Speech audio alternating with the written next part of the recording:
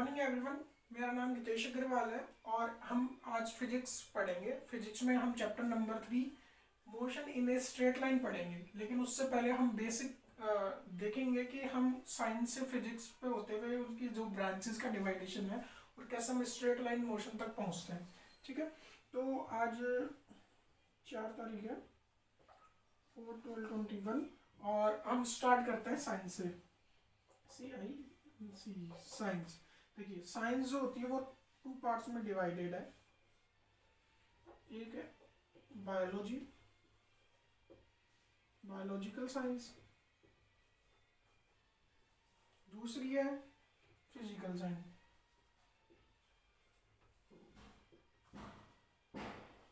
ठीक है, तो ये जाके आगे फिजिकल साइंस 2 पार्ट में डिवाइड हो जाती है। एक है केमिस्ट्री और जो इसका सेकंड पार्ट है वो है फिजिक्स। ठीक है, तो हम पहले बेसिक देख लेते हैं कि साइंस की डेफिनेशन देख लेते हैं कि साइंस क्या होती है। ठीक है, तो science is a systematic and organised study of physical phenomena which is obtained by careful experiments, keen observation and actual reasoning.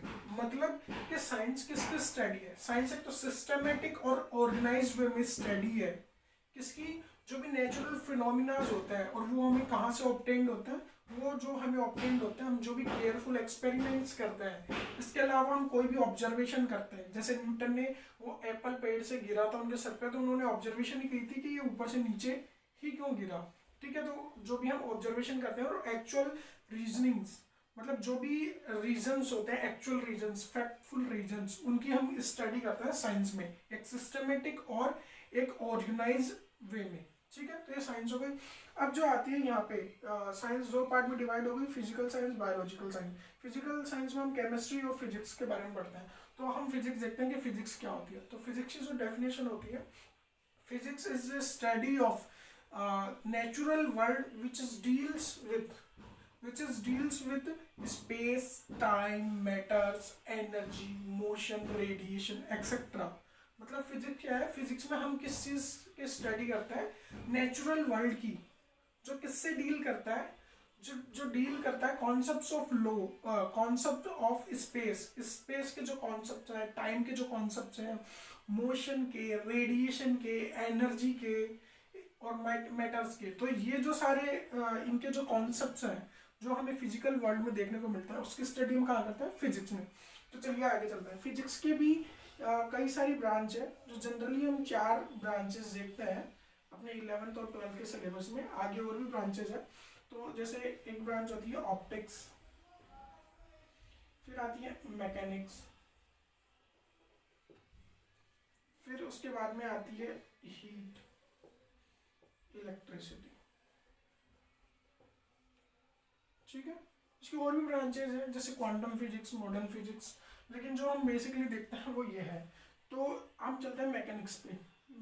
Mechanics further 3 part में डिवाइडेड है। ठीक है, मैकेनिक्स 3 पार्ट में डिवाइडेड है, लेकिन हम पहले देख लेते हैं कि मैकेनिक्स होती क्या है।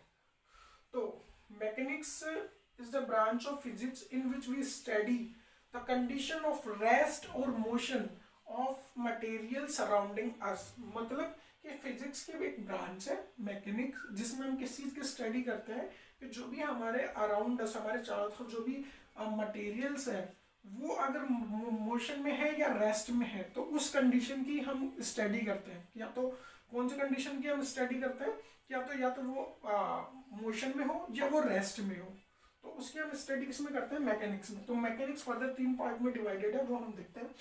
तो जो मैकेनिक्स का फर्स्ट पार्ट आता है वो आता है स्टैटिक, दूसरा पार्ट आता है काइनेमैटिक्स, और जो थर्ड पार्ट आता है डायनामैटिक्स। ठीक है, तो अब इनके बारे में जानते हैं। स्टैटिक क्या होती है कि जब भी कोई बॉडी रेस्ट में हो और इक्विलिब्रियम कंडीशन में हो,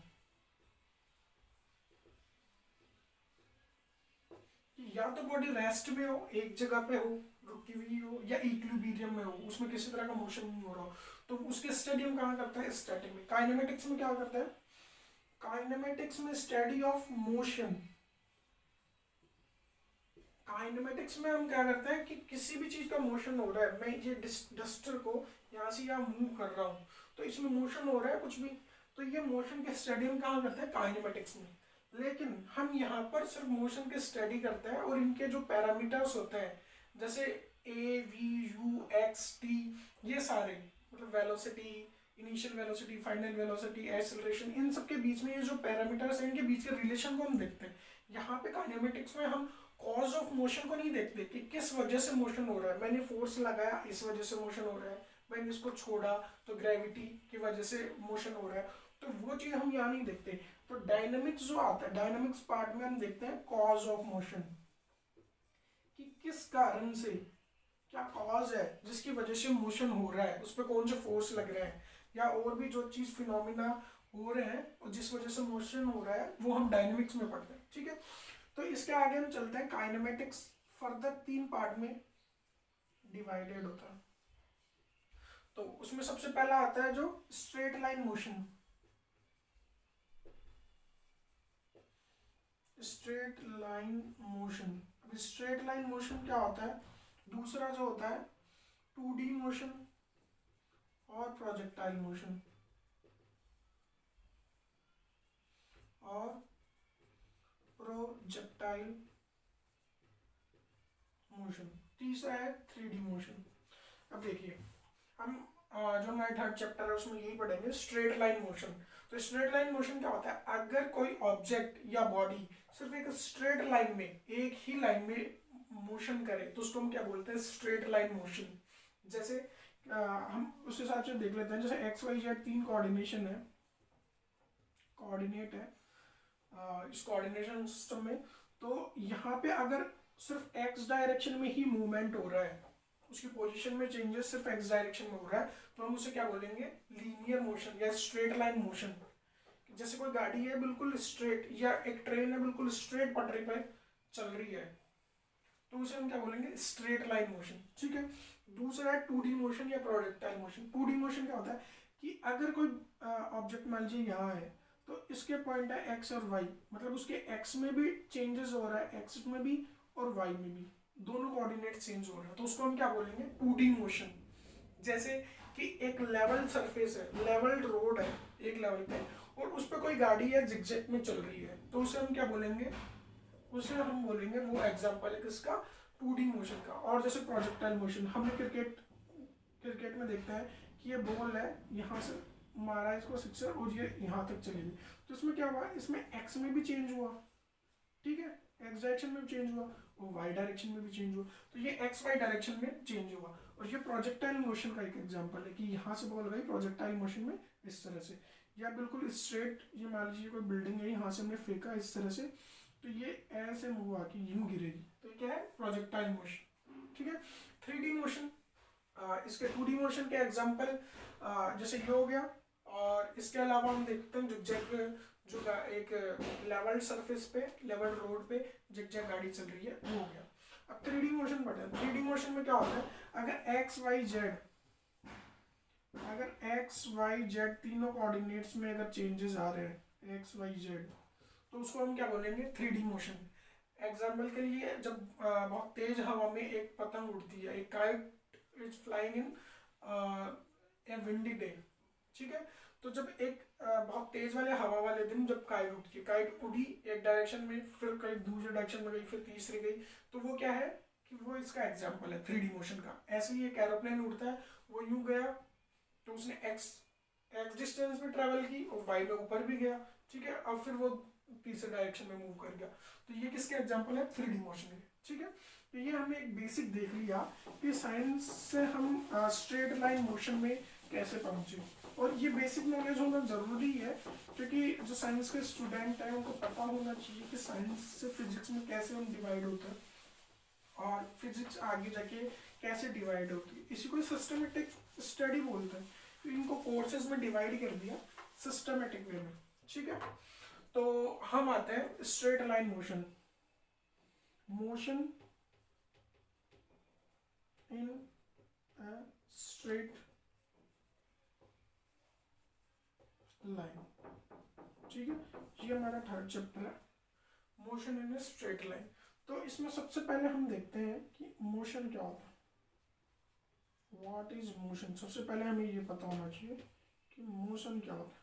मोशन क्या होता है, देखिए मैं यहाँ पे खड़ा हूँ, अगर मैं यहाँ से दूसरी जगह पे जा रहा हूँ तो मेरी पोजीशन में कुछ चेंज हुआ, मैं पहले यहाँ था फिर वहाँ गया, तो ये चेंज किसी टाइम इंटरवल में हुआ।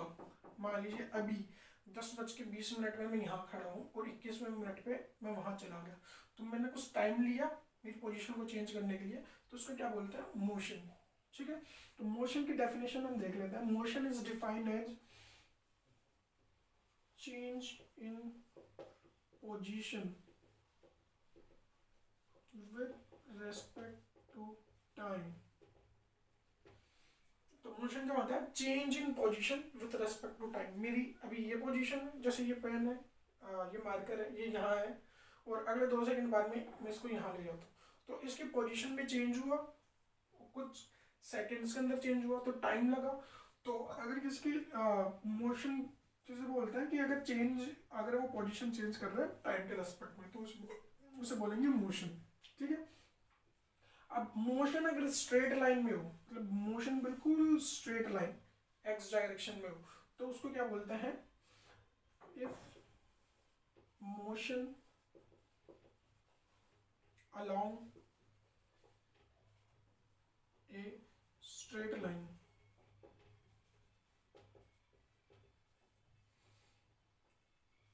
then it's called straight line rectilinear motion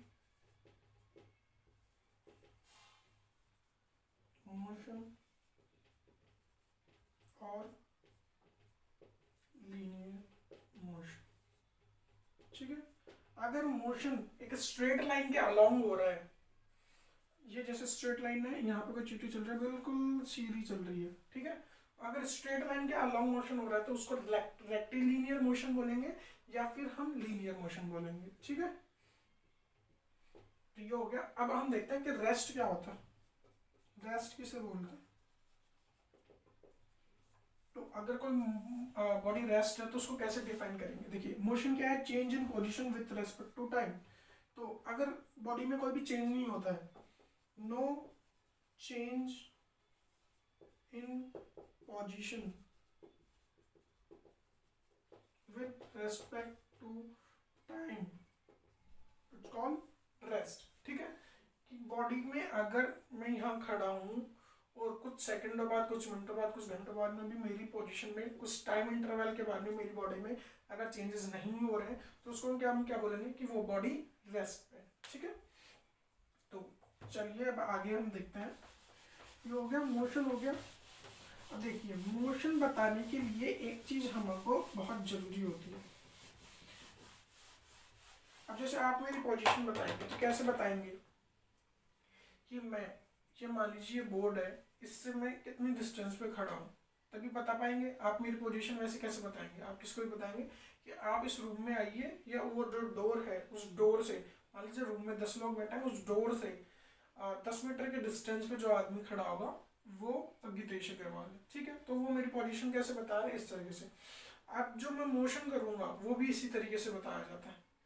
ठीक है, अब देखिए एक एग्जांपल लेते हैं कि जैसे मान लीजिए एक एग्जांपल लेते हैं कि ये ट्रेन है, या एक एग्जांपल हम दूसरा लेते हैं, चलो, कि ये एक लड़का है जिसका नाम है चिंटू। ठीक है, ये उसका फ्रेंड है जिसका नाम है मिंटू। ये इसका एक तीसरा फ्रेंड है यहाँ पे, बंटी। ठीक है, जो यहाँ पे आ रहा है, ये देखिए, ये इसके नीचे ये लग रहा है, ये मतलब रेस्ट में, रुके हुए, ये इसका साइन ऐसे डिनोट करते हैं। और ये यहाँ से मोशन कर रहा है बंटी। और उसका जो तीसरा फ्रेंड है वो चला गया चांद पे एलॉन मस्क के साथ में। ठीक है, वो यहाँ पे आराम से मजे कर रहा है। उसका नाम मान लेते हैं मॉन्टी, मान लेते हैं। ठीक है, अब जो चिंटू था, चिंटू का जो दोस्त बंटी है उससे बड़ा चिढ़ता था। तो उसने, उसकी मम्मी ने, ये बीमार हो रहा था तो उसकी मम्मी ने बोला था कि यहाँ पे आप बैठे रहना, यहाँ से उठ के कहीं मत जाना, डॉक्टर ने बोला है कि आराम से रेस्ट करो। अब बंटी इससे चिढ़ता था, तो अब बंटी यहाँ से यहाँ गया, बंटी यहाँ से ऐसे होके ऐसे आया, तो बंटी आगे बढ़ रहा था, उसको चिंटू पीछे जाते हुए दिख रहा था। ठीक है, तो बंटी को लगा कि चिंटू तो पीछे जा रहा है। इसके मन में आया कि मैं इसकी मम्मी को शिकायत करता हूँ। तो इसकी मम्मी को फ़ोन किया कि आंटी जी ये चिंटू तो है ना, आपने बोला था एक जगह रेस्ट करना तो, और ये तो इधर उधर जा रहा है। मैं गया तो मेरे को ये पीछे जाते हुए दिखा। उसकी मम्मी ने फिर फ़ोन लगाया इसके दोस्त मिंटू को। ठीक है, तो मिंटू से पूछा कि मैंने, चिंटू तुम्हारे पास में ही है क्या? तो वो बोला कि हाँ। तो ये वो बंटे का फ़ोन आया था कि वो तो कहीं जा रहा है। तो नहीं, मैं तो यहीं पे खड़ा हूँ, मेरे को तो काफ़ी टाइम हो गया उसी के साथ बैठा हूँ, वो तो वहीं पे बैठा हुआ है। तो उसकी मम्मी ने कहा यार ये तो क्या चक्कर है। तो उसकी मम्मी ने फिर उसके दोस्त को फ़ोन किया, मोंटी को।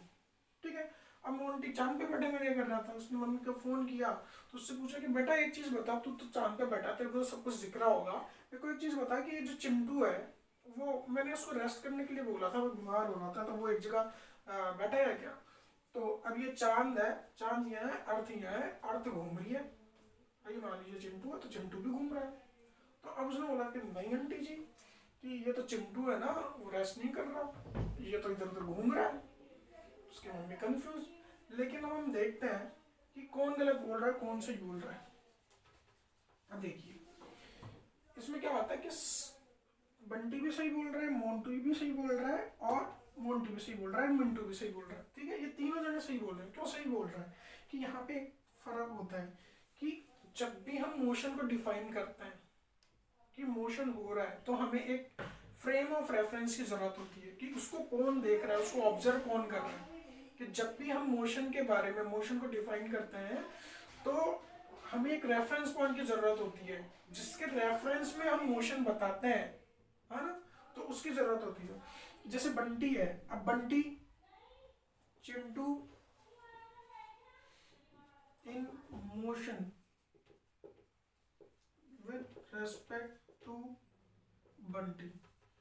क्योंकि देखो बंटी यहाँ जा रहा है, यहाँ से आया यहाँ तक, अब वो आगे जा रहा है, अब उसको जो चिंटू है वो पीछे जाता हुआ दिख रहा है। ठीक है, इसको कैसे समझ सकते हैं कि आप गाड़ी के, एक गाड़ी है, आप रोड के बाहर, रोड के पास में खड़े हैं, गाड़ी में ये चिंटू और मिंटू मान लो जा रहे हैं, तो आपको क्या दिखेगा कि यार चिंटू जो है, क्या बोलते हैं, चिंटू है वो गाड़ी में जा रहा है, ठीक है, उसमें मोशन हो रहा है। अब मिंटू जो उसके पास में बैठा हुआ है, ये मिंटू, उसको तो वो रेस्ट पे दिख रहा है कि यार वो इतनी देर से मेरे साथ में बैठा है, वो तो कहीं नहीं हिल रहा। ठीक है, तो वो हम किस रेफरेंस से देख रहे हैं और कौन ऑब्जर्वर है, कौन उसको देखने वाला है, उस पर मोशन डिपेंड करता है कि मोशन हो रहा है या नहीं हो रहा। ठीक है, तो Chintu in motion with respect to Bunty, ये चिंटू है मोशन में क्योंकि ये जा रहा है। अब Chintu in motion with respect to Mintu, sorry, Chintu in rest with respect to Mintu. ये इसको देख रहा है तो ये इसको रेस्ट में लग रहा है क्योंकि ये यहाँ पे खड़ा है। अब देखो, अब जो मोंटी है, Chintu in motion with respect to Monty. अगर मोंटी इसको देख रहा है, मोंटी एलन मस्क के साथ गया हुआ है चांद पे, तो वो चांद पे से देख रहा है इसको, ये मान लो यहाँ पे चिंटू खड़ा है। ठीक है, अब मोंटी यहाँ खड़ा है, अर्थ घूम रही है। ठीक है, अर्थ घूम रही है और चांद भी घूम रहा है, इसके चक्कर लगा रहा है, तो इसलिए इसको पोजीशन चेंज दिख रही है। तो इसके रेस्पेक्ट में क्या है, ये मोशन में है। तो समझे, अगर हम जैसे दो ट्रेन जा रही है, बिल्कुल साथ साथ जा रही है, तो हम खिड़की से देखते हैं जो दूसरी ट्रेन में जो बंदा बैठा है, तो वो कैसा दिखता है कि साथ साथ में जा रहा है, तो वो रेस्ट में दिखता है। ठीक है, लेकिन अगर बाहर से कोई देखेगा तो वो दोनों ही गाड़ी मूविंग है। तो मतलब यहाँ से क्या समझ में आया हमको, यहाँ से एक चीज समझ में आई कि मोशन को हमें डिफाइन करना है ना, तो उसके लिए हमें एक पॉइंट की जरूरत पड़ती है जहां से हम उसको देख कर बता सकें।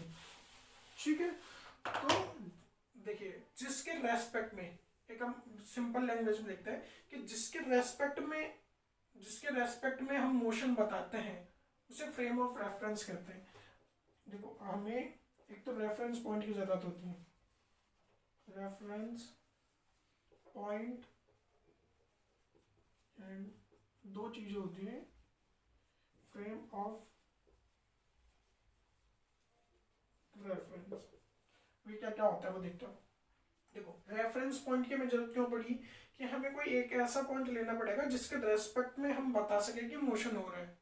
जैसे चिंटू मिंटू थे, तो चिंटू को कोई भी मोशन में है या रेस्ट में है तो उसको खुद के अकॉर्डिंग बताना पड़ेगा, खुद को वो एक रेफरेंस मानेगा और उसके रेस्पेक्ट में बताएगा तो उसमें रेस्ट मोशन में है या रेस्ट हो रहा है। ठीक है, तो अब देखिए अपनी अर्थ घूम रही है, अभी जैसे हमने देखा कि अर्थ घूम रहे और अर्थ घूम रही है, मून जो है उसके चक्कर लगा रहा है। ठीक है, अब जो मून और अर्थ है वो किसके चक्कर लगा रहे हैं, वो सन के चक्कर लगा रहे हैं। पूरा जो सोलर सिस्टम है वो अपनी मिल्की वे गैलेक्सी उसके चक्कर लगा रहे हैं। अब जो मिल्की वे गैलेक्सी है वो भी किसी दूसरी गैलेक्सी के इनके चक्कर लगा रही है। तो अपना पूरा यूनिवर्स क्या है, एक मोशन में है। तो हम एक ऐसा पॉइंट देख रहे हैं कि जिसके रेस्पेक्ट में हम रेफरेंस बता सके, क्योंकि फिजिक्स को हमें आसान करना है। स्टडी हम क्या करते हैं कि चीज़ों को हम आसान कर सके और एक पर्टिकुलर कोई सिस्टम के अकॉर्डिंग हम स्टडी करें। तो हम क्या करते हैं इन फिजिक्स कन्वीनियंट के लिए ये कोऑर्डिनेट सिस्टम आपने देखा होगा जिसमें 3 एक्सिस होती है, वो म्यूचुअली परपेंडिकुलर होती है। परपेंडिकुलर इनके बीच में, सबके बीच में 90 डिग्री का एंगल बना होता है और जिसको हम एक्स वाई जेड ये हम नाम देते हैं। ठीक है, अब यहाँ पे वाई भी हो सकता है, यहाँ पे जेड भी हो सकता है, एक्स भी हो सकता है, यहाँ पे जेड भी हो सकता है, कुछ भी हम चेंज कर सकते हैं। मेन चीज़ क्या है कि इनके बीच में 90 डिग्री का एंगल होना चाहिए और ज़रूरी नहीं है कि हम ये बिल्कुल इनको स्ट्रेट ऐसे ही बनाए, ऐसे भी बना सकते हैं हम। ठीक है, ये मान लीजिए वाई हो गया, ये जेड हो गया, ये एक्स। मेन चीज़ क्या है, इनके बीच में जो एंगल है वो 90 डिग्री होना चाहिए। तो ठीक है, तो हम ये जो कोऑर्डिनेट सिस्टम है, रेक्टेंगुलर कोऑर्डिनेट सिस्टम है, इसको फिजिक्स में एज ए हम रेफरेंस पॉइंट पकड़ के चलते हैं।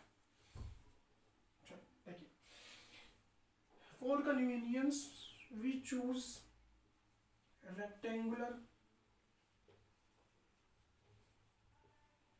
Coordinate system.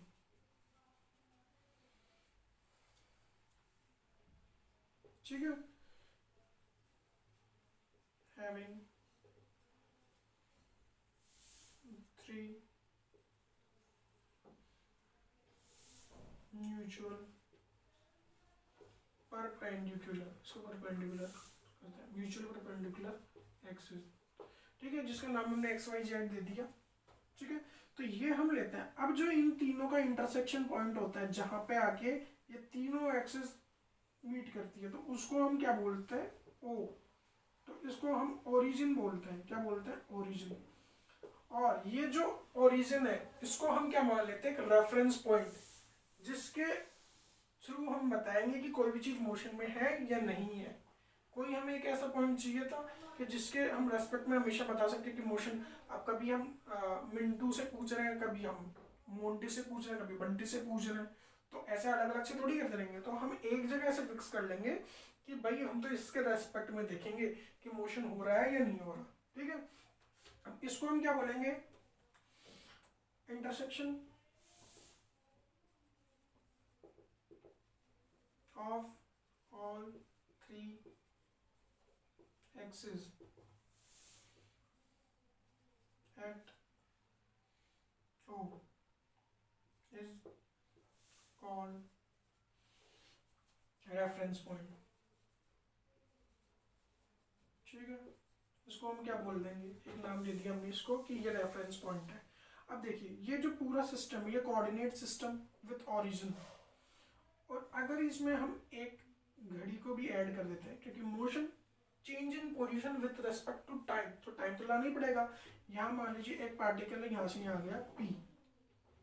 ठीक है, यहाँ से यहाँ इनके जो कोऑर्डिनेट थे वो 0 0 0 थे, यहाँ कुछ एक्स वाई जेड को ये है, तो इसमें मोशन हुआ O से ये कहाँ गया P तक। तो मोशन हुआ, अब उसमें टाइम भी जरूरी है मोशन को डिफाइन करने के लिए, तो ये टाइम आ गया। अब जो ये पूरा जो सिस्टम है ना, ये कोऑर्डिनेट सिस्टम, अगर वो एक क्लॉक को और उसके साथ में रख देते हैं तो इस पूरे सिस्टम को क्या बोलते हैं, फ्रेम ऑफ रेफरेंस। ठीक है, मतलब कोऑर्डिनेट सिस्टम